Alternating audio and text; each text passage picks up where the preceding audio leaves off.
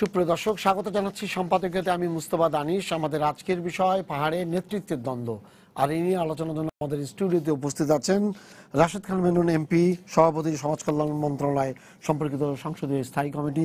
মাঝখানে আছেন major general অবসরপ্রাপ্ত মোহাম্মদ আলী শিকদার, নিরাপত্তা বিশ্লেষক ও কালামিস্ট, এবং ওই প্রান্তে আছেন অধ্যাপক ডক্টর মেজবা কামাল, চেয়ারপারসন গবেষণা ও উন্নয়ন কালেকটিভ RDC।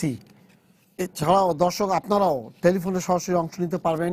এর জন্য টেলিভিশনের পর্দায় দেওয়া নম্বরে ফোন করতে হবে। এছাড়া ফেসবুক অথবা SMS এর মাধ্যমেও আপনাদের মন্তব্য পাঠাতে পারেন। তবে আলোচনা শুরুর আগেই চলুন দেখিনি এখনকার প্রধান শিরোনামগুলো।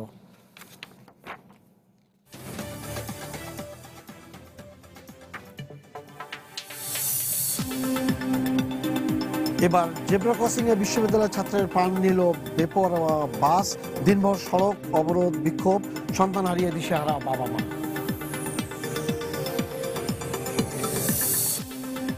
রাঙামাটিতে সন্ত্রাসী হামলার ঘটনায় চিরুনি অভিযানে যৌথ বাহিনী, বিলাইছড়ি উপজেলা আওয়ামী লীগ সভাপতিকে গুলি করে হত্যা।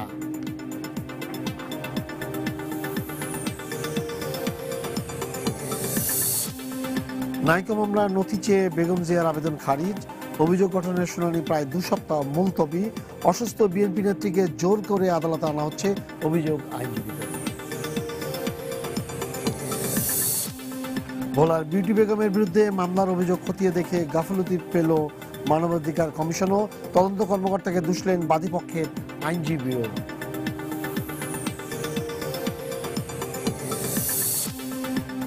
এবং ঢাকার চারপাশে নদী দখলমুক্ত করতে গাবতলী ও আমিনবাজারের বিভিন্ন স্থাপনা গুড়িয়ে দিল BIWTA, বাধা দেওয়ার চেষ্টা এলাকাবাসী।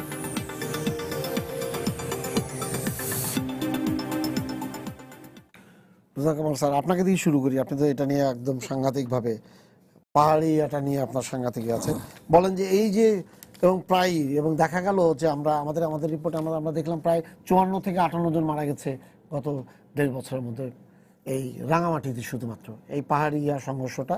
আগে একটা জিনিস ছিল যে বাঙালির সঙ্গে মনে করেন যে পাহাড়িদের একটা ছিল, কিন্তু এখন এটা পুরোপুরি অভ্যন্তরীণভাবে ওদের গ্রুপ ভেঙে যাচ্ছে।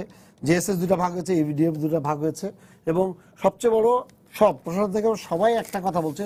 1 নম্বর হচ্ছে যে তাদের মানে নেতৃত্বের একটা দ্বন্দ্ব আছে, এবং নেতৃত্ব দ্বন্দ্ব থেকে এই জিনিসগুলো হচ্ছে। আর একটা হলো চাঁদাবাজির একটা সাংঘাতিক প্রভাব এখানে আছে। তাদের দুটো গ্রুপের কে কোথায় করবে, এটাই হলো মূলত। আপনি চট্টগ্রাম বিভাগের যারা আছেন, আইন শৃঙ্খলা বাহিনীর যারা আছেন, এবং প্রশাসনের তরফ থেকে যারা আছে, তাদের কথা কিন্তু বক্তব্যটা এইভাবে আসছে। জি, চাঁদাবাজি। আচ্ছা, অনেক ধন্যবাদ ভাই, আপনারা বিষয়টাকে নিয়ে আলোচনাটা করছেন বলে। আমি আসলে মনে করি যে বিষয়গুলো কিন্তু মানে মানে 1 নম্বর হচ্ছে যে বাঙালির সাথে পাহাড়িদের দ্বন্দ্ব এইভাবে দেখাটা ঠিক নয়। কেননা আপনার মানে এটা অ্যাজ এ হোল বাঙালিদের সাথে দ্বন্দ্বটা কখনো ছিল না। এটা ছিল আসলে রাষ্ট্রের সাথে পাহাড়ি জনগণের, তাদের আত্মপরিচয় এবং আত্মনিয়ন্ত্রণ নিয়ে দ্বন্দ্ব। এবং সেখানে কিন্তু পাহাড়ে যে বাঙালিরা, সেই বাঙালির মধ্যে একটা মানে বেশ কিছু বাঙালি আছেন যারা অনেক আগে থেকে সেখানে বসতি স্থাপন করে আছেন। একসময় চাকমা রাজা সেখানে আপনার যেগুলো মানে লাঙল চাষের উপযোগী জমি, সেই উপযোগী জমিতে চাষ করার জন্য তিনি নিয়ে এসেছিলেন বাঙালিদের আমন্ত্রণ করে কিছু সংখ্যক বাঙালিকে। ওখানে একটা আদি ও স্থায়ী বাঙালি বলে একটা বাঙালি জনগোষ্ঠী আছে। তাদের সাথে পাহাড়িদের কোনো সংঘাত কখনো ছিল না, এখনো নাই। সংঘাতটা শুরু হয়েছে যখন রাষ্ট্র সেটেল করেছে, তো সেইখান থেকে আপনার সংঘাতটা।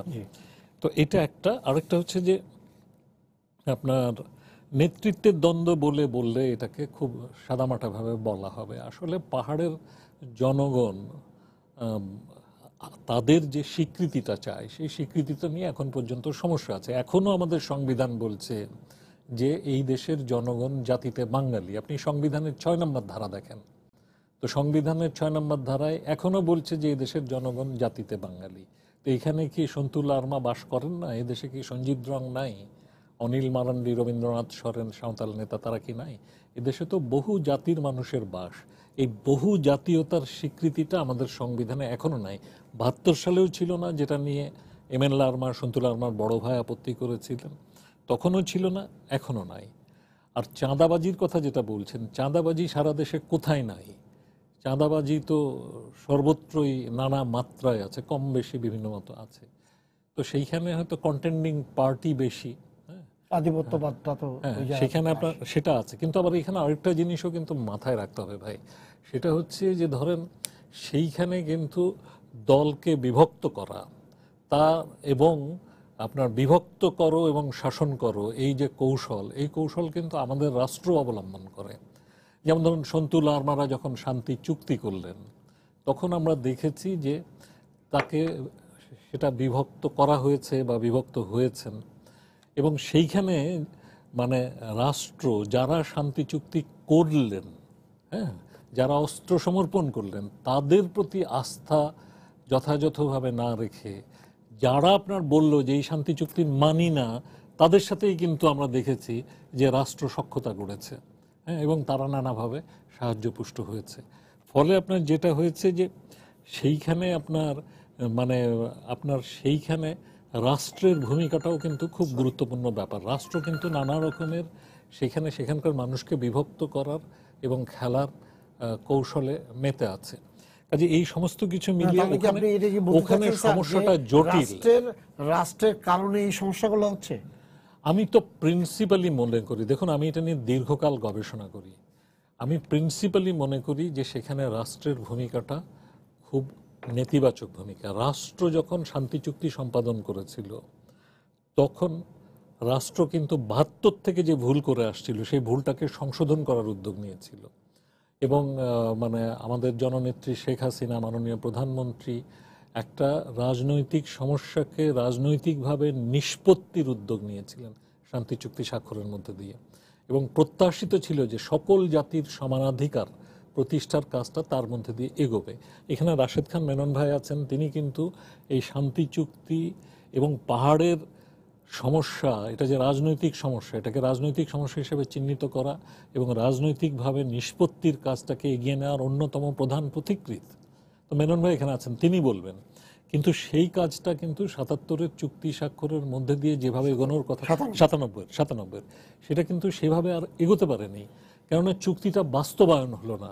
হ্যাঁ, বাস্তবায়ন হলো না। অনেকগুলো মানে মূল যে বিষয়গুলো সেখানকার জীবনে পরিবর্তন আনতে পারত, সেগুলো হলো না বলেই নানা রকমের সমস্যা তৈরি হচ্ছে। তবে আমি নিশ্চিতভাবে এই কথা বলতে পারি যে দেখুন, এভাবে প্রাণ সংহার কোনো পথ হতে পারে না। আমি যেভাবে সেখানে মানে আক্রমণ হয়েছে, সেখানে হত্যাকাণ্ড ঘটেছে, হ্যাঁ ঘটছে এবং ঘটেছে, পাহাড়ি মানুষের জীবন ঝরছে, এখন তো বাঙালিরও জীবন ঝরতে শুরু করলো। আমি এই উভয় সব ধরনের হত্যাকাণ্ডের নিন্দা করি, এবং যারা নিহত হয়েছেন তাদের প্রতি আমি শ্রদ্ধা জানাই, এবং যারা মানে এবং তাদের পরিবারবর্গ, নিহত আহত যারা, তাদের সবার প্রতি, তাদের পরিবারবর্গের প্রতি আমি সমবেদনা জ্ঞাপন করি। উনি যেটা বললেন, রাষ্ট্রের মানে মানে শান্তি চুক্তির পরে রাষ্ট্রের কারণে বা রাষ্ট্র তার বিপক্ষ দলগুলোকে কোনো না কোনোভাবে মানে পরোক্ষভাবে সহায়তার কারণে এই পুরো হোল সিস্টেমটা এই অবস্থায় আছে। দেখেন, পার্বত্য চট্টগ্রামে তো সবাই আমাদের কম বেশি উৎসাহ এবং আগ্রহ আছে কি হচ্ছে ওখানে, সঙ্গত কারণও রয়েছে, সেটা আমরা সবাই জানি। সুতরাং রাষ্ট্রের ভূমিকাটা যদি আপনি দেখেন, তাহলে কিন্তু দুই ভাগে দেখতে হবে। শান্তি চুক্তির আগে একটা চরিত্র ছিল, একটা স্বরূপ ছিল, শান্তি চুক্তির পরে আর একটা স্বরূপে আবির্ভূত হয়েছে।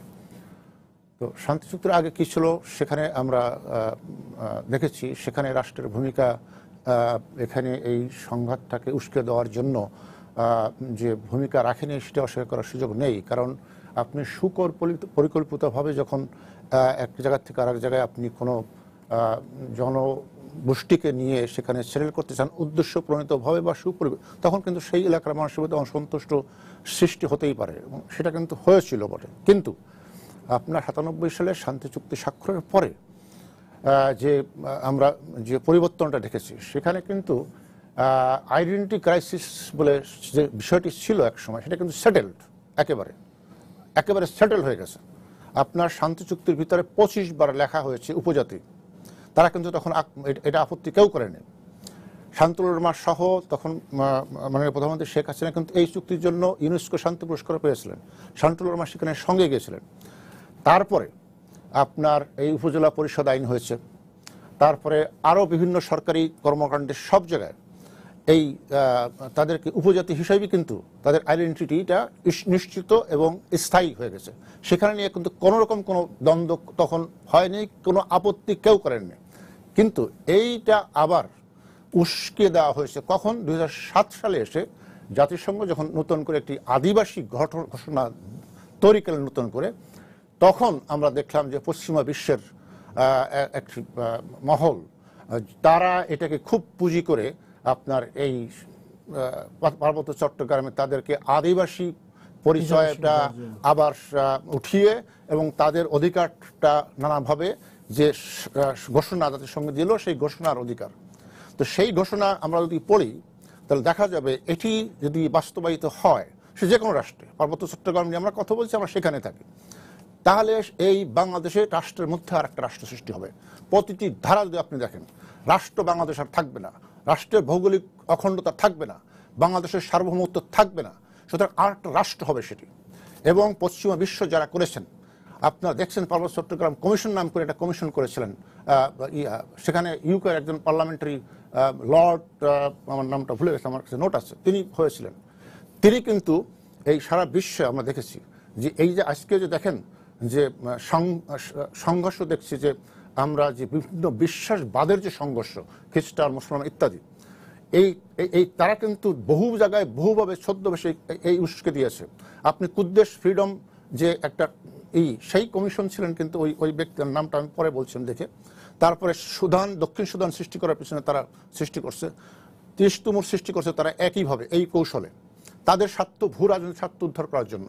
ওটা ব্যাখ্যা বিভিন্ন দেওয়া যাবে। এখন আমাদের কথা হলো যে আমরা একটা জিনিস জাতীয়ভাবে ঐক্যমতের ভিত্তিতে একেবারে ওপেনলি ডিসকাশন করে, মেনন ভাই ছিলেন সেখানে, তারা ছিল, সেটা পরবর্তীতে কেন আবার তাদের আইডেন্টিটি ক্রাইসিস হবে, এই প্রশ্ন কারা উস্কে দিচ্ছে, তাদের স্বার্থটা কি এখানে?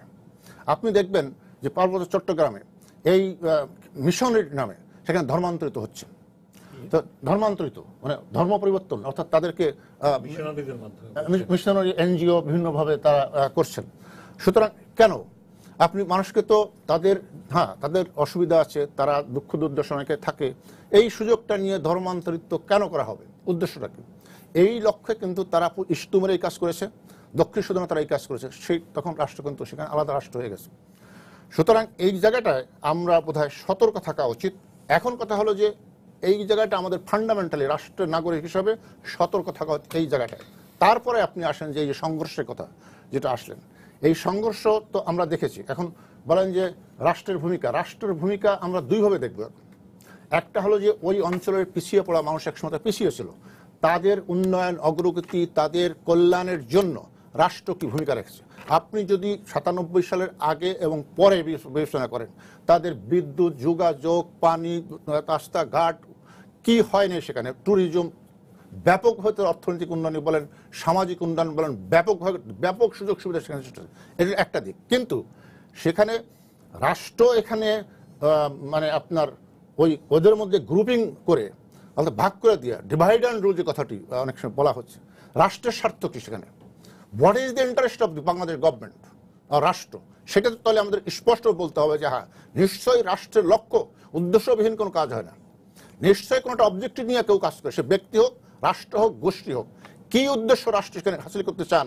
যে তাদের মধ্যে ডিভিশন করে দিয়ে গোলাগুলি করে প্রতিনিয়ত মানুষের রক্ত ঝরুক, সেই মাধ্যমে বাংলাদেশ সরকার কি উদ্দেশ্য অর্জন করবেন, সেটি যদি আমরা বলতে পারি স্পেসিফিকভাবে, তাহলে কিন্তু আমাদের কথাটার মধ্যে যুক্তি থাকে যে এই লক্ষ্য অর্জন করার জন্য রাষ্ট্র সেখানে তাদের ডিভাইড করছেন এবং নিজেদের মধ্যে রক্তারক্তি করে ছড়াচ্ছেন। আমি মনে করি সেটি মোটেই নয়। এখানে রক্ত আমরা দেখেছি, ওখানে আমরা থেকেছি, বছরের পর বছর থেকেছি। ওই যে আজকে যে ঘটনাটি ঘটেছে, ওই মাসালং বলে একটা ক্যাম্প আছে, তার ক্যাম্প থেকে কিছুটা দূরে, রাস্তাটা দিঘিনালা থেকে আপনার ওই যে বাগাইছড়ি যে রাস্তাটা গেছে, ওখানে দিঘিনালা আর ওই যে আপনার মাসালং, তারপরে হলো আপনার ওই যে আমাদের যে পর্যটন কেন্দ্র এখন সাজেক, এই সাজেকটা কিন্তু পড়ছে হলো রাঙ্গামাটি জেলার মধ্যে। আসলে কিন্তু কমিউনিকেশন দৃষ্টিভঙ্গির দিকে এটা খাগড়াছড়ির সাথে খুব যোগাযোগ সহজ দেন আপনার রাঙ্গামাটি, তো সেখানে কাছে রাস্তাটাও ভালো। তো সেখানে আমরা এই ঘটনা ঘটার পরে আমরা তো খবর নিয়েছি, সবাই খবর নিয়েছে নিশ্চয়ই, বাট আমি যে তথ্যটা পেয়েছি, সেখানে কিন্তু সকালবেলা আমরা টেলিভিশন চ্যানেলের মাধ্যমে আপনাদের বিভিন্ন ব্যাপকভাবে অন্য অন্য জেলায় কিন্তু জায়গায় সারা দেশে উপজেলায় ভোট হয়েছে, এরকম ব্যাপক উপস্থিতি কিন্তু সবাইকে দেখে নিস, অন্য কারণ ব্যাপক ছিল, ব্যাপকভাবে ছিল। এখন দেখেন যিনি হেরে গেছেন এই এরনারমা, তিনি কিন্তু সিটিং ইন ছিলেন। তো আমরা সাধারণত ধরে নিই যে যিনি সিটিং থাকেন তার বিরুদ্ধে কিন্তু একটা অ্যান্টি এস্টাবলিশমেন্ট সেন্টিমেন্ট মানুষের তৈরি হয়। তো তার বিপরীতে আসছেন লার্মা গ্রুপ। এখন কথা হলো আমরা এখনো প্রিজুডিস হতে চাই না, আমরা প্রিফিস করতে জানি কে করেছে, কারণ আমরা অফিসিয়ালি কোনো ভাষ্য পাইনি। এখন প্রশ্নটা হলো যদি তাদের নিজেদের মধ্যে দ্বন্দ্বটা হতো তাহলে একে অপরকে গ্রুপকে আক্রমণ করে এরকম হয়ে থাকে, বিগত আমরা দেখেছি, কিন্তু সেটা কিন্তু হয়নি। আক্রমণ করছে কাদের উপর? আক্রমণ করছে যারা নির্বাচনী কর্মকর্তা ছিলেন, তাদের উপর কেন ক্ষোভ, তারা কি অন্যায় করেছে, এই বিষয়টা আমাদের তাহলে দেখা উচিত। আমরা কিন্তু আপাতত সেরকম খুঁজে পাইনি। তবে আমি নিশ্চিত করে বলতে পারবো না, বিভিন্ন সোর্স থেকে যে আমরা শুনেছি মানুষ যেটা বলাবলি করছেন যে এই যে আপনার শান্তু লার্মার যে ক্যান্ডিডেট বড় ঋষি চাকমা, তারা সকাল থেকে দেখছেন এবং তারা হেরে যেতে পারেন। এবং আপনার আরেকটা ঘটনা, 3 তারিখে কিন্তু আরেকজন নিহত হয়েছে, এখানে উদয় জয় চাকমা বলে আরেকজন কিন্তু এই গ্রুপের মধ্যে নিহত হয়েছেন। সুতরাং তখনই কিন্তু এরা কিন্তু হুমকি দিয়েছে যে নির্বাচন হচ্ছে না, সঠিক হচ্ছে না, যদি সঠিক করে না হয় তাহলে কিন্তু ভয়াবহ পরিণতি হবে, এরকম হুমকি প্রত্যেক আছে। এখন আমরা অন্য সূত্রে যেটা খবরটা পেয়েছি যে তারা চাচ্ছিল যে তারা যেহেতু সিটিং এমপি ছিলেন, সুতরাং তারা এখানে করে উপজেলা চেয়ারম্যান, সেটি তারা দিবেন। এবং তারা এখানে যেটা বাংলাদেশের বিভিন্ন জায়গায় হয়ে থাকে যে তারা তাদের পেশি শক্তি ব্যবহার করে এই ফলের ভোটাভোটটা তাদের পক্ষে নেবেন। কিন্তু আমি যেটা শুনেছি এই প্রিজাইডিং অফিসার যারা ওখানে ছিলেন তারা স্ট্রংলি এটি রেজিস্টার করেছেন যে কোনোভাবেই এটা হতে দেওয়া হবে না, যা ভোট হবে তাই হবে। সুতরাং এইখানে যদি এটা সত্য হয়ে থাকে, যদি সত্য হয় তাহলে এখানে কিন্তু আমরা একটা প্রতিহিংসার একটা কারণ এখানে আমরা দেখতে পাই, যে তাদের কারণেই তাদের যে লক্ষ্যটি ছিল যেখানে তারা জয় ছিনিয়ে নেবে, সেই জয়টা তারা ছিনিয়ে নিতে পারেনি। আমরা যদি ওটা ধরে নিই আর কি, তাহলে সেই কারণে কিন্তু একটা প্রতিহিংসার একটা কারণ এখানে ঘটে থাকতে পারে। তাহলে এরা তো নিরীহ, they are not party to anybody, এবং তারা কিন্তু ওখানে স্থায়ীভাবে কোনো চাঁদাবাজি কোনো কিছু জড়িত না, এই বাঙালি যারা গেছিল আনসার সদস্য ইত্যাদি। তো সুতরাং তাদের উপর আক্রমণ এখানে একটা প্রতিহিংসার এটা দেখা যায়।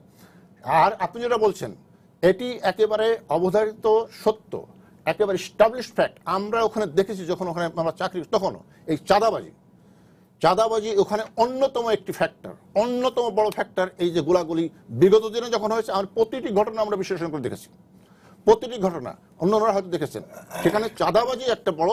এবং চাঁদাবাজি করতে পারবে কখন? যখন যার আধিপত্য বজায় থাকবে সে বেশি চাঁদাবাজি করতে পারবে। সুতরাং এই যে উপজেলা চেয়ারম্যান যিনি হবেন বা হতেন, সঙ্গত কারণ নাই, তার তো একটা অস্ত্র শক্তি থাকেই, আছে, প্রত্যেকের কিন্তু অস্ত্র শক্তি আছে এই যে গ্রুপগুলোর।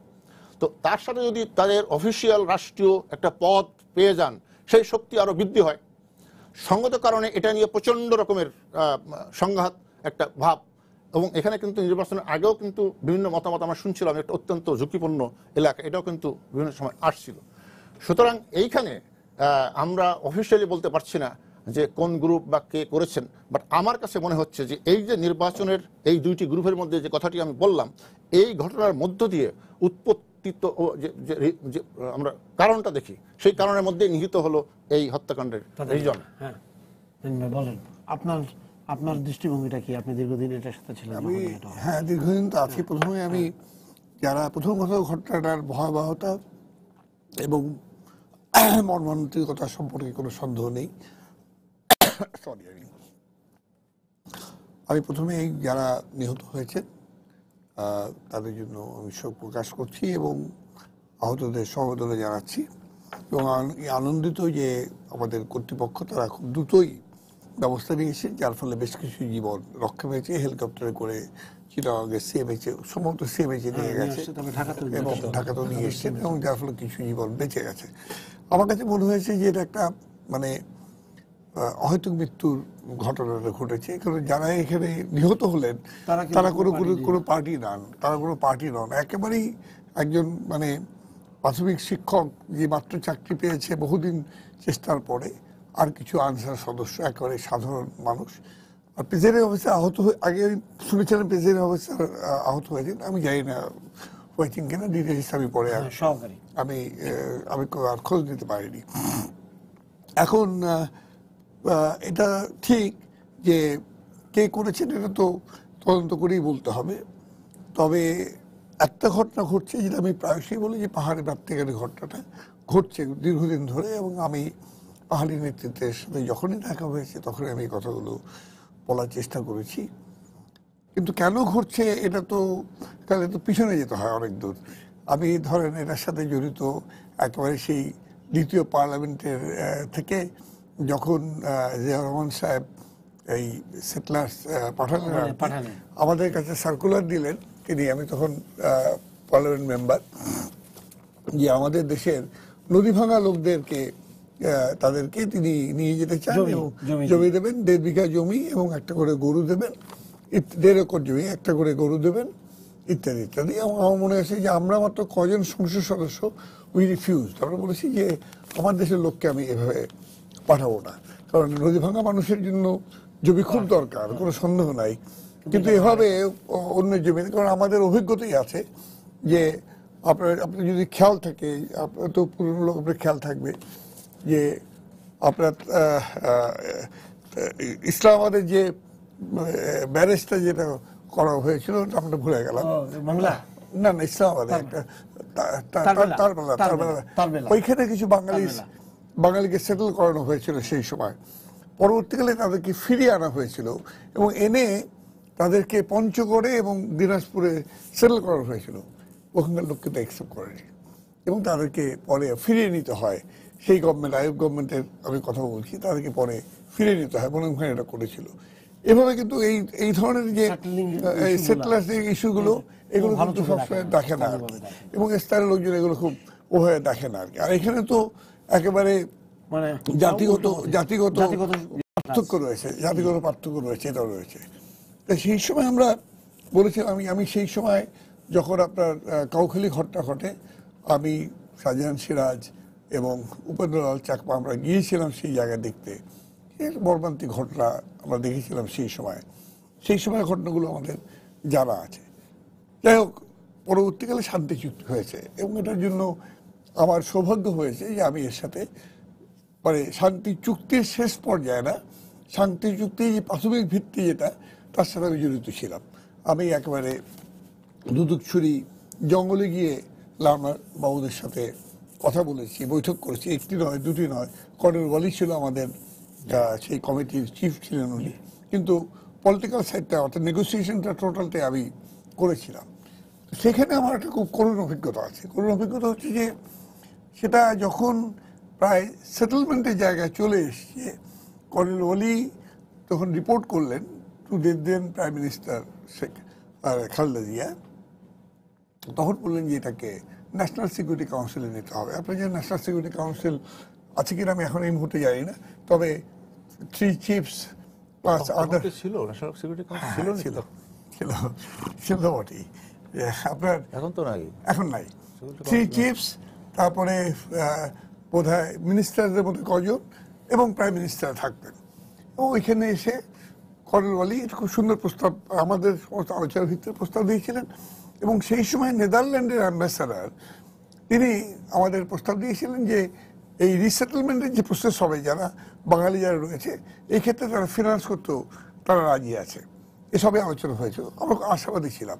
কিন্তু দেখা গেল যে ওখানে গিয়ে এটা শেষ হয়ে গেল। ওটা তারপর তো পরবর্তীকালে সরকার পরিবর্তন হলো, আপনার শেখ হাসিনা আসলেন এবং খুব রাইটফুলি তিনি ওইটার সূত্র ধরে পরবর্তীকালে এই সমস্যার সমাধানে একটা চুক্তি করলেন। আমি মনে করি এটি অত্যন্ত একটি যুগান্তকারী পদক্ষেপ তিনি নিয়েছিলেন এবং তাকে রাইটফুলি আপনার শান্তি পুরস্কার, মানে সেই সময় ইউনেস্কো পুরস্কার যেটা, সেটা দেওয়া হয়েছিল। তো আমার অবশ্য সেই সময় সেই পিরিয়ডে আমি ইলেকশন হেরে গেছিলাম, সুতরাং আমি আর যুক্ত হতে পারিনি। কিন্তু আমি যারা নেগোসিয়েশন করছিলেন আর কি শেষের পর্যায়ে, এনএসআইয়ের ভদ্রলোক যারা ছিলেন, তারপরে যারা আর্মির সাইডে যারা ছিলেন, তারা প্রায়শই আমার কাছে এসে আলোচনা করতেন যে আমরা কি আলোচনাগুলো করেছি এগুলো আরও আপডেট দেওয়ার চেষ্টা করতেন আর কি। যাই হোক, that was a very good ইয়ার্কি। কিন্তু কতগুলো বিষয় সেই শান্তি চুক্তিতে যেটা রয়ে গেছিল সেগুলো মানে বাস্তবায়ন প্রক্রিয়ার যে রীতিগুলো ছিল সেগুলো পরবর্তীকালে বাস্তবায়িত হলো না। যেই জায়গাটা যেমন একটা খুব গুরুত্বপূর্ণ বিষয় রয়েছে সেগুলো ভূমি সমস্যা, এবং এটা যে এতদিন ধরে চললো, এই আমি আপনাকে বলতে পারি আমি নবম পার্লামেন্টে, দশম পার্লামেন্টে এবং একাদশ পার্লামেন্টে এখন এটা আসেনি, দশম পার্লামেন্টে শেষ হয়েছে, এবং prime minister had to intervene several Times. উনি যতই ঠিক করে দেন দেখা যায় ঘুরে গিয়ে আপনার মন্ত্রণালয়ে এটা পরিবর্তিত হয়ে যাচ্ছে। ওই ভূমি সংস্কার কমিশনের যে ব্যাপারটা একদম প্রত্যক্ষ, আমি এর প্রত্যক্ষদর্শী, প্রত্যক্ষ সাক্ষী, কারণ আমি নিজে প্রাইম মিনিস্টারের সাথে এই বিষয় নিয়ে কয়েকবার আলাপ করেছি, গৌতম চাকমাকে সঙ্গে নিয়ে করেছি, আলাদাভাবে করেছি, ভূমি মন্ত্রণালয়ের স্ট্যান্ডিং কমিটির সাথে আলাপ করেছি, ভূমি মন্ত্রণালয়ের সাথে আলাপ করেছি, এটা হয়নি আর কি। এবং প্রায়শই দেখা যায় যে আপনার ওখানে যারা ডিসি সাহেব যারা যান তারা একটা হিস্ট্রি, কি নাম হুমায়ুন কবির না কি নাম ডিসি ছিলেন, তিনি এক হিস্ট্রি লিখলেন, যে হিস্ট্রি আমাদের হিস্ট্রি ছিল উল্টো, পাকিস্তান আমলে হিস্ট্রি লিখে দিলেন হিল ট্যাক্স সম্পর্কে, আমি নামটা ভুলে গেছি, ভালো খুব সম্বন্ধে হুমায়ুন কবির না কি এর নাম ছিল। এখন যে প্রশ্নটা নিয়ে একটু বিতর্ক তুললেন জানার সিকদার সাহেব, যে আমি ওনার লেখা মাঝে মাঝে পড়ি আর কি, নিরাপত্তা বিশ্লেষক হিসাবে আমি দেখি, কিন্তু এইখানে যে আদিবাসী বা উপজাতি বিরোধ কিন্তু এই নিয়ে না, আদিবাসী আদিবাসী বলে আইডেন্টিফিকেশন হয়েছে বলেই সমস্ত সমস্যার সমাধান হিসেবে এরকম না। আপনি দেখবেন আওয়ামী লীগের ম্যানিফেস্টোতে, আওয়ামী লীগের যত আপনার আদিবাসী দিবসের যে আপনার প্রথম যে জাতিসংঘের আদিবাসী বিষয়ক 94-এ যখন এটা হলো, সেই সময় যে প্রধানমন্ত্রী তখন ছিলেন বিরোধী দলের নেত্রী শেখ হাসিনা, তার যে কি বলে বাণী, তা তো আদিবাসী তিনি বলেছেন, তাদের ম্যানিফেস্টোর মধ্যে বলেছেন, একবার না, দুবার না, তিনবার, চারবার। হঠাৎ করে আমরা দেখলাম এটা উল্টে গেল কেন? আমরা শুনলাম যে ফরেন মিনিস্ট্রির একটি ছোট্ট নিউক্লিয়াস গ্রুপ আছে, তাদের তরফ থেকে এই আপত্তিটা তোলা হয়েছে, এবং এটা ওইভাবে জিনিসটা এসছে। এই নিয়ে বহু বিতর্ক হয়েছে। আমাদের সংবিধান প্রণয়নের যে বিশেষ কমিটি যেটা হয়েছিল, পঞ্চদশ সংবিধান, সেখানে আমরা এটা বিতর্ক করেছি। এবং আপনি বোধহয় জানেন যে আমি এই প্রশ্নে নোট অফ ডিসেন্ট দিয়েছি, কেবলমাত্র কমিটিতে না, আমি ইভেন পার্লামেন্টের মধ্যে আমার যখন ভোট দিই আমি নোট অফ ডিসেন্টটা লিখে দিয়েছি, যেটা আমার নোট অফ ডিসেন্ট রইল। কারণ এটা কিন্তু মানে আদিবাসী শব্দটা ব্যবহার করবো কি করবো না, বা উপজাতি আদিবাসী এখানে সেটেল লোকাল ব্যাপারটা এরকম না। উপজাতি ঠিক আছে, উপজাতি ওই ইসের মধ্যে রয়েছে, কি বলে মানে ওটা নিয়ে তো কোনো বিতর্ক করছে না। আদিবাসী বলছে না, খালি পাহাড়ি না তো, আজকে সমতলে আদিবাসী, আমার গারো আদিবাসী যারা রয়েছেন, তাদের সম্পর্কে একই কথা প্রয়োজনীয়। এখন তৃতীয় যে বিষয়টি আসছে সেটি হলো যে এর থেকে একটা ফ্রাস্ট্রেশন কিন্তু কাজ করছে। এখন এইখানে আমাদের প্রশ্নটা এসছে যে রাষ্ট্র ভূমিকা কি, যেটা তুলেছেন মেজবা খাওয়া। প্রথম যে রাষ্ট্র তো খালি গভর্নমেন্ট না, রাষ্ট্র তো আরো অনেক অর্গান এখানে কাজ করে। রাষ্ট্রযন্ত্র বলে একটা কথা আছে, রাষ্ট্রযন্ত্রের বিভিন্ন কিন্তু মুখ আছে, এগুলো কিন্তু আমরা জানি, আমরা না জানি ব্যাপারটা এরকম নয়। তো আমি যদি আপনার একটা কি বলে সিদ্ধান্ত নিয়ে রাজনৈতিকভাবে সমাধান করলাম, তাকে সাপোর্টাইজ করতে কিন্তু বেশিক্ষণ লাগে না, তার জন্য খারাপ কাজ তাড়াতাড়ি করা যায়। এবং ঘটনাগুলো ঘটেছে সেখান থেকে, যে আপনার কথা ছিল যে আপনার অপারেশন উত্তরণ এটা বন্ধ হবে, এই তো কথা ছিল, বন্ধ হয়েছে। অপারেশন উত্তরণ দাবানল, পরে এটা হলো পরে হলো এটা উত্তরণ, ওটা কিন্তু রয়ে গেল। আমরা দেখলাম যে নাম পরিবর্তন হলো, আর কিছু হলো না। আমরা দেখলাম এই ঘটনাগুলো। আমি তো আপনি বললাম যে আমি আই ওয়ার্ক উইথ, মানে আমি ইভেন ডিফেন্স কলেজে গিয়ে সেখানে আমি এরপর বক্তৃতাও করেছি, থেকেছি আমি মোটামুটি খুব গভীরভাবে সম্পৃক্ত ছিলাম। হ্যাঁ, এগুলো কিন্তু হলো না পরিবর্তন। কেন হলো না এগুলো আমাদের জানা প্রয়োজন। আমি বললাম যে সব কথা বলাও যাবে না টেলিভিশনে খুলে, সব কথা বলতে গেলে অসুবিধা হয়ে যাবে। আপনার অনেক কিছু হয়েছে, আপনার বাগান থেকে শুরু করে, রাবার বাগান থেকে শুরু করে, সেখানকার ওই যে আপনার যে সেটলারদের যে গম দেওয়া হতো, সেই গম না দেওয়ার জন্য, গম নিয়ে দুর্নীতির জন্য আপনার এখনকার খুব পরিচিত মুখ যারা রয়েছেন, একসময় ছিলেন গেলে সামরিক বাহিনী ছিলেন, তাদের চাকরিও চলে গেছে। এই ধরনের ঘটনাও ঘটেছে আর কি কারণে, এ ধরনের ঘটনাগুলো ঘটেছে। একটা ইন্টারেস্ট গ্রুপ তো আপনি ডেভেলপ, সেখানে একটা কায়েমি স্বার্থ কিন্তু সবসময় কাজ করেছে। আমরা প্রথম থেকে যেটা দেখেছি, সবচেয়ে যেটা দুর্ভাগ্য হলো সেটা হলো যে শান্তি চুক্তি হলো, সঙ্গে সঙ্গে ইউপিডিএফ হয়ে গেল। এখন ইউপিডিএফ রাজনৈতিক হতেই পারে, আমরা অনেক সময় করি না, যেমন আমরা 86 সালে পণ্যদল করেছি, শেখ হাসিনার আওয়ামী লীগ সহ অন্যরা সব নির্বাচন করলেন, আমরা নির্বাচন করলাম না, আমরা 5 দল হয়ে গেলাম, সেটা হতেই পারে। কিন্তু এই যে ভাতৃঘাতী সংঘাতের ব্যাপারটা, এটা কিন্তু সেই সময় ছিল একটা বিতর্ক ছিল। এইটা আসলো কিন্তু এই সম্প্রতি সময়কালে বলতে পারেন। হ্যাঁ, চাঁদাবাজির একটা ব্যাপার, এই অভিযোগটা প্রায়শই উত্থাপিত হয়। তবে মেজবা কামাল যেভাবে বললেন যে সারা দেশেই তো চাঁদাবাজি আছে সারা দেশে, কিন্তু এখানে ইন্টারেস্ট গ্রুপের চাঁদাবাজি আছে। চাঁদাবাজি মানে চাঁদা সংগ্রহ, হ্যাঁ, চাঁদা সংগ্রহের ব্যাপার আছে। আপনার আছে, এটা সত্য কথা, যে আর্মস সাপ্লাইয়ের রুটের ব্যাপার আছে। নানিয়ার চর বা এই জায়গাগুলো, আমি বলছি এই জায়গাগুলো তো কেবল এখানে না, এটা এর বর্ডারটা কোন জায়গাটা, এটা কি মায়ানমারের বর্ডারের কাছে কিনা আমার ঠিক খেয়াল নেই। না, নাইনখার চর আছে মায়ানমার বর্ডারে, সেখানে তো সব আর্মস টার্মসগুলো পাওয়াই যায়। নানিয়ার চরটার সম্পর্কে আমার খুব ভালো ধারণা নেই, আমি আপনার ভিতরে ঘুরেছি অনেক। তো আমার কাছে মনে হয়েছে যে এইখানে এই অস্ত্র ব্যাপারটা এটা গুরুত্বপূর্ণ বিষয়, ফ্যাক্টর কাজ করছে।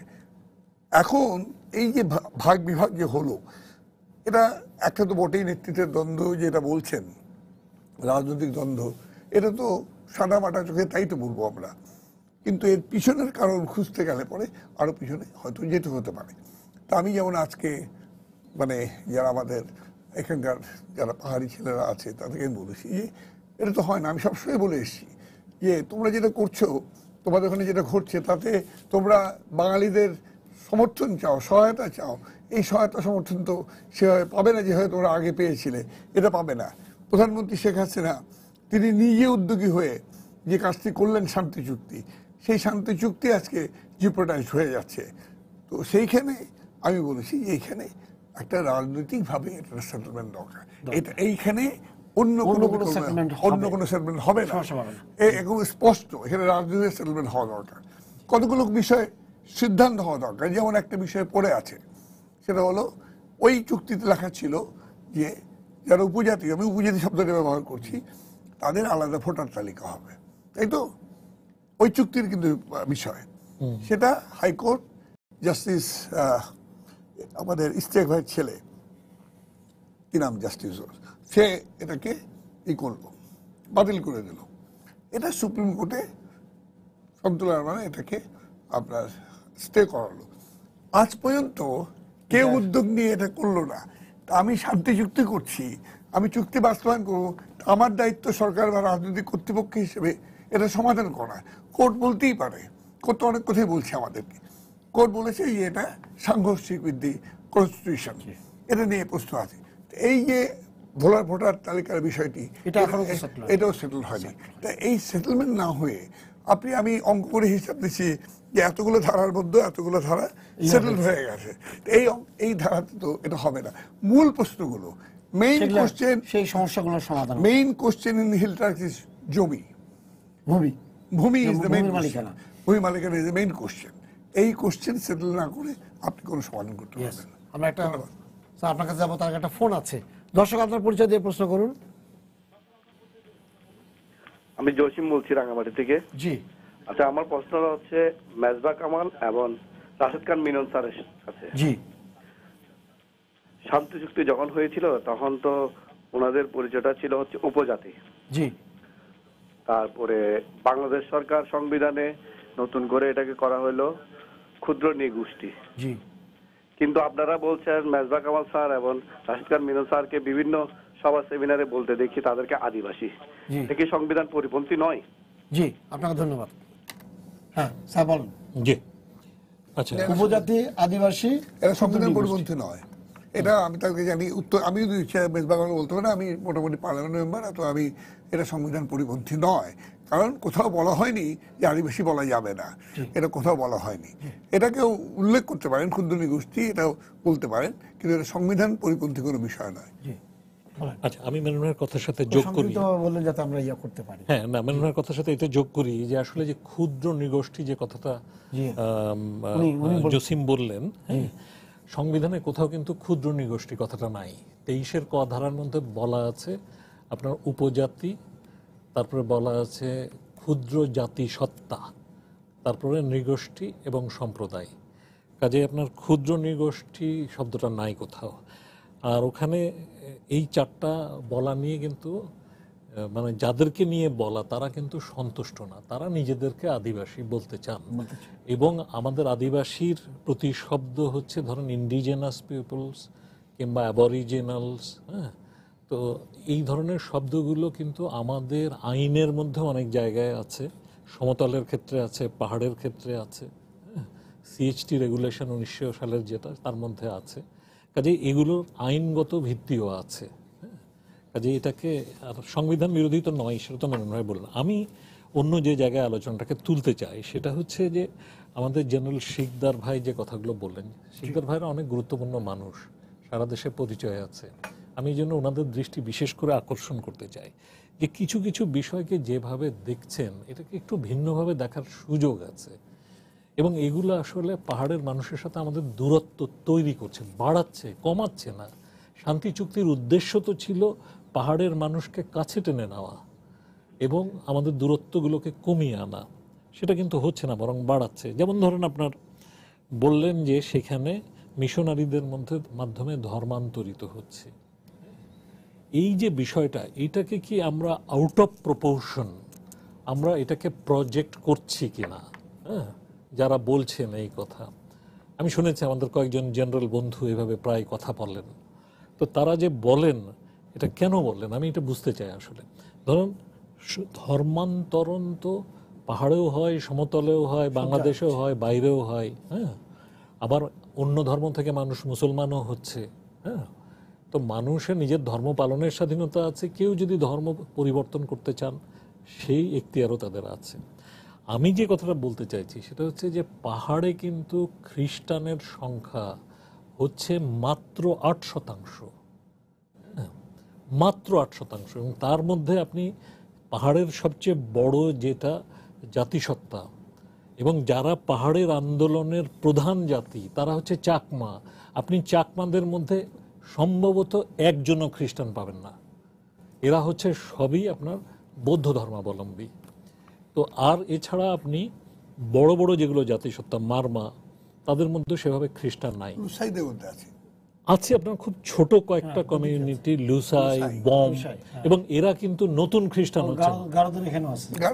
গারোরা তো পাহাড়ে সমতলে, তো আপনার লুসাই বা বম, হ্যাঁ, এরা আছে। কিন্তু এরা তো আজকে খ্রিস্টান হয়নি, এরা তো খ্রিস্টান বহু আগের থেকে। এরা আপনার ব্রিটিশ আমলেরও ধরেন মানে মাঝামাঝি সময় থেকে বা তারও আরেকটু আগে থেকে এরা না। তো কাজে আপনার এই যে খ্রিস্টান মিশনারিরা খ্রিস্টান করছে এই ধরনের কথাগুলো, এগুলো কিন্তু আসলে একটা সমস্যার থেকে ভিন্ন দিকে দৃষ্টি ঘোরানোর জন্য বলা হয়। এটা একটা। আরেকটা হচ্ছে যে মানে আপনার ওই যে আদিবাসী জাতিসত্তা মানে আদিবাসী অধিকার নিয়ে যেটা জাতিসংঘের, এইটা সারা পৃথিবীর অভিজ্ঞতাকে সামনে রেখে কিন্তু তৈরি করেছে জাতিসংঘ। এবং সেটা করলে রাষ্ট্রের মধ্যে রাষ্ট্র হবে, এটা এইভাবে দেখাটা ঠিক নয়। আমি মনে করি যে এটা হচ্ছে আসলে পৃথিবীর অন্তত 90টা দেশে 37 কোটি আদিবাসী আছে এবং তারা রাষ্ট্রগুলোর মধ্যেই বঞ্চিত, উপনিবেশের মধ্যেও বঞ্চিত ছিল, স্বাধীন রাষ্ট্রেও বঞ্চিত। সেইখানে তাদের অবস্থাটা যেন আপনার ইন্টারনাল কলোনি না হয়, তারা যেন সমান অধিকার নিয়ে সমনাগরিকত্ব নিয়ে থাকতে পারে। তার জন্য সারা পৃথিবীর অভিজ্ঞতাকে নির্যাসটাকে নিয়ে 2007 সালে এই আদিবাসী অধিকার আইন মানে ইয়াটা ঘোষণাপত্রটা করেছে। তো এইটা হলেই যে আপনার এখানে আপনার রাষ্ট্রের মধ্যে রাষ্ট্র হয়ে যাবে এইভাবে ব্যাপারটাকে না দেখে বরং এটাকে অধিকারের দিক থেকে দেখা যেতে পারে। তো আমি যেটা মনে করি না, আরো আরো সমস্যা আছে আসলে। না, প্রবলেমটা কোথায় ভাই, যে আমরা আমার কিন্তু সময় শেষ আমাকে এক সেকেন্ড বলতে দেন, যে তাদের সমস্যাটাকে কিন্তু আমাদের তাদের দৃষ্টিভঙ্গি থেকে দেখা উচিত। যেমন ধরুন, সেখানে কি 97 চুক্তির পরে ডেভেলপমেন্ট হয় নাই, শিকদার ভাই যেটা বলেন নিশ্চয়ই হয়েছে, কিন্তু ডেভেলপমেন্টটা তার কাজে কতটুকু লাগছে। যেমন ধরেন ট্যুরিজম হয়েছে, ট্যুরিজম, এই যে সাজেকের কথা আমরা বললাম, সাজেক ভ্যালিতে যে ট্যুরিজম হয়েছে, এই ট্যুরিজম কারা তৈরি করেছে, কারা পরিচালনা করছে, সেইখানে যে তার থেকে যে আর্থিক উপকার, মানে আর্থিক লাভটা হয়, সেই লাভটা কার কাছে যায় সেটা আপনি দেখুন। হ্যাঁ, পার্বত্য চট্টগ্রামের সমস্ত পাহাড়গুলো এখন সেখানে ট্যুরিজম করছে, কিন্তু আমাদের রাষ্ট্রের বিশেষ একটা সংস্থা। ফলে আপনার তার সাথে সেখানকার মানুষের সম্পর্কটা কোথায়?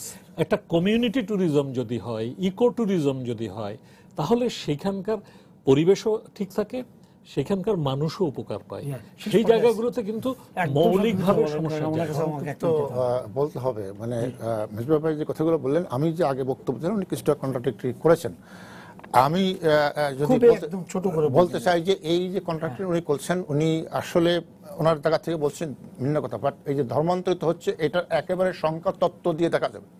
তো সংখ্যা তত্ত্ব ওখানে ধর্মান্তরিত কেন করা হবে উদ্দেশ্যপূর্ণকভাবে, তো সেই জায়গাটা আমাদের অবশ্যই উদ্বেগ সৃষ্টি করে, কেন করা হয়েছে। এবং এই ধরনের ঘটনা বিশ্বে অন্য জায়গায় ঘটেছে। আপনি ইস্ট তিমুরে একেবারে সিমিলার ঘটনা ঘটেছে। You see the history of the East Timor, see the history of South Sudan. সুতরাং ভাই ভাই প্লিজ, আপনি কথা বলছেন, আমি আই ডোন্ট ইন্টারফেয়ার, আমার সময় নাই, আপনার সময় আমি ইন্টারফেয়ার করি না, ঠিক আছে, প্লিজ ডোন্ট ইন্টারফেয়ার। সুতরাং সেখানে আমরা কিন্তু দেখেছি। সুতরাং সেই জায়গায় আমরা চাই যে আমরা তো এই দেশের মানুষ, তারাও এই দেশের মানুষ, তারাই তাদের কোনো অধিকার যদি বঞ্চিত হয় সেটার জন্য আমরা সোচ্চার হতে চাই। যেমন এদেশের কোনো মানুষের অধিকার বঞ্চিত সোচ্চার হতে চাই, সেখানে অধিকার নিয়ে যেটা মেনমে বলেছে অবশ্যই ভূমি সমস্যা ইত্যাদি, সেগুলো তো সবাই কিন্তু একমত যে সেটি সেটেল হওয়ার দরকার। সেটি সেটেল হলে অনেক কিছু এগিয়ে যাবে। কিন্তু এইখানে যে বিষয়গুলো আসছে, এই যে ঘটনাগুলি ঘটছে এবং যে বিতর্ক যে সৃষ্টি করা হচ্ছে, যে এখানে এই যে তাদের সাথে আমরা যখন এই সেগুলো বলছি, তাদের সাথে একটা দূরত্ব, কেন দূরত্ব সৃষ্টি হবে? তারা তো আমাদেরই মানুষ, তারা তো বাংলাদেশের মানুষ, বাংলাদেশের নাগরিক তারা। সুতরাং তাদের সাথে আমাদের সাথে তো কোনো পার্থক্য কথা নয়। সুতরাং যেখানে আমরা এই সমস্ত শক্তিগুলো দেখি কাজ করে, তখন কিন্তু আমাদের সন্দেহ হয় যে, এবং এটা, এবং যেখানে একটা সেটেলড ইস্যু হয়ে গেছে, everybody has agreed to the point that আমরা এখানে বলা হচ্ছে ওখানে উপজাতি হিসাবে সম্বোধন করা হয়েছে, এটা তো সবাই এগ্রি করেছে। এবং এটাকে আপনি আনসেটেল করে আরেকটা আইডেন্টিটি ক্রাইসিস, কিন্তু বড় ক্রাইসিস, মানুষের প্রত্যেকে তার পরিচয়টা সে যেটা ধারণ করে সেটাকে সে তুলে ধরতে চায়, সেখানে যদি আপনি আরেকটা আনসেটেল করে আরেকটা সমস্যা সৃষ্টি করেন। আমরা শান্তি চুক্তি করেছি, সেখানে আমরা সম্পূর্ণ বাস্তবায়ন করতে পারিনি, সেখানে ভূমি সমস্যা একটা বড় সমস্যা রয়েছে, সেখানে আপনি আন্য ইস্যু এনে এটাকে কি আপনি উস্কিয়ে দিচ্ছেন কিনা। আবার এখানে এই জাতিগত জায়গায় আমরা তো দেখেছি যে এই সমস্ত বিদেশি মিশন যারা এই ধরনের কাজ করে, এই যে ইউরোপের উপনিবাসের ইতিহাসটা আমরা দেখেছি, তারা এইভাবে ঢুকেছে। ভিয়েতনামে কিভাবে ফ্রান্স ঢুকেছিল, ঢুকে এই মিশন নিয়ে ঢুকে তারা ভিয়েতনাম দখল করেছিল। সুতরাং এই ইতিহাস কিন্তু ভুলে গেলে চলবে না। এবং সেখানে আমরা দেখেছি যে অনেকে হয়তো বুঝে না বুঝে এই সমস্ত বিদেশি মিশনদের সাথে একাত্ম হয়ে নানা নামে, নানা পথে, এনজিওর নামে, এই নামে, সেই নামে তাদের সাথে সংযুক্ত হয়ে তারা হয়তো তাদের জায়গা থেকে তাদের উপলব্ধিতে করেন, কি উপলব্ধি করেন সেইটা আমরা জানি না, বাট আমরা এই ঘটনাগুলো দেখেছি, যেটা কিন্তু রাষ্ট্রের ইন্টিগ্রিটি, ভৌগোলিক অখণ্ডতা, এটার বিরুদ্ধে যায়। এটা উদাহরণ কিন্তু সারা বিশ্বে রয়েছে। সুতরাং এখানে আমরা সবাই বাংলাদেশের নাগরিক, সবার সুযোগ সুবিধা অধিকার নিয়ে আমাদের অবশ্যই কথা বলতে হবে, বৈষম্য থাকলে সেটা দূর করার কথা বলতে হবে, কিন্তু রাষ্ট্রের মৌলিক জায়গাটা, ভৌগোলিক অখণ্ডতা এবং রাষ্ট্রের ভিতরে যে আমরা সবাই সমান অধিকার, এখানে আলাদা কেউ নয়। সুতরাং সেই জায়গাটা যদি আমরা বিভেদ সৃষ্টি করি, কোনো ইস্যু সৃষ্টি করে, তাহলে বিভেদ বাড়বে। যেটা উনি বললেন মির্জাবাজি, আমার এই কথাগুলো বিভেদ, এই কথাগুলো বিভেদ, এটা বিভেদ কমানোর কথা, বরঞ্চ ওই কথাগুলো বিভেদ সৃষ্টি করবে। যেটা সেটেল ইস্যুকে আনসেটেল করার জন্য যেটা কথা বলা হয়, সেটাই বিভেদ সৃষ্টি করে। মেনন ভাই শেষ পর্যায়ে আছে, আমি 1 2 3 4 করে বলছি। প্রথম কথা হচ্ছে যে আমি খুব দুঃখিত যে ইস্ট তিমুরের ব্যাপারটাকে যদি আপনারা এভাবে কথা বলেন, তাহলে আমি মোটামুটি ইস্ট তিমুর সম্পর্কে জানি, ইন্দোনেশিয়ার অংশ ছিল, এবং তাহলে পরে তো আমাদের স্বাধীনতা নিয়েও প্রশ্ন চলে আসবে। যাই হোক, আমি এভাবে কথা বলতে রাজি না, কিন্তু ইস্ট তিমুরের মানুষ তারা তাদেরকে চক্রান্ত করে স্বাধীন করেছে, এটা বোধহয় বলা ঠিক না। তাহলে বাংলাদেশের ক্ষেত্রে পাকিস্তান যেটা বলে যে ভারত চক্রান্ত করে বাংলাদেশকে স্বাধীন করেছে, সেই প্রশ্নটা চলে আসে। আমি সাউথ সুদান সম্পর্কে বেশি বলবো না, এই ধরনের উপমাটা বোধহয় ঠিক নয়। এক, দুই হচ্ছে বিরোধটা কিন্তু এখানে আদিবাসী উপজাতি নিয়ে মোটেই বিরোধ নয়, এটা একটা আরোপ করা হচ্ছে বলে আমার কাছে মনে হয়েছে। এটা আদিবাসী, আমি তো বলছি যে উপজাতি বলে যখন লিখিত ডকুমেন্ট হচ্ছে, তার আগে পরে আপনি এই সরকার যারা কি বলে এটা স্বাক্ষর করেছেন, এমনকি যে খালেদা জিয়া বলেছিল যে শান্তি চুক্তি হলে পরে কি বলে না কি বলে ভারতের অংশ হয়ে যাবে ইসের, তাদেরও আপনার বাণীতে বলেন, তাদেরও ম্যানিফেস্টোতে বলেন আদিবাসী লেখা ছিল। এখন কেন আদিবাসী উড়ে গেল, আমি মনে হচ্ছে ওটাকে আমি দেখতে বলবো, ওটা কেন, কি জায়গা থেকে, এবং এটা নিয়ে বিতর্কটা আমি মনে করি খোলাখুলি হওয়া উচিত বলে আমি মনে করি। আপনার তাহলে মূল বক্তব্যটা কি দাঁড়াবে?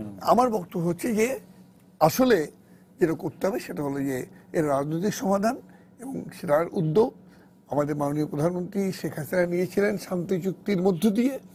সেই শান্তি চুক্তির তার কার্যকর বাস্তবায়ন, এবং সব ক্ষেত্রে, একটি ক্ষেত্রে দুটি ক্ষেত্রে নয়, তার কার্যকর বাস্তবায়ন এটা করতে হবে, এটা আমি এটা মনে করি। এবং আজকের এই ভাতৃঘাতের সংঘাত যারা করছেন তারা তাদের নিজেদের সমস্যাকেই বাড়াচ্ছেন, আরো বেশি বাড়াচ্ছেন, ক্ষতি করছেন। কেউ চায় না যে এরকম পাহাড়ে রক্ত ঝরুক। আপনাদেরকে ধন্যবাদ, সময় শেষ হয়ে গেছে। সবাইকে ধন্যবাদ জানিয়ে শেষ করছি আজকে সম্পাদকীয়। আগামীকাল আবারও দেখা হবে রাত 10টায়, দেখার আমন্ত্রণ রইল। শুভরাত্রি।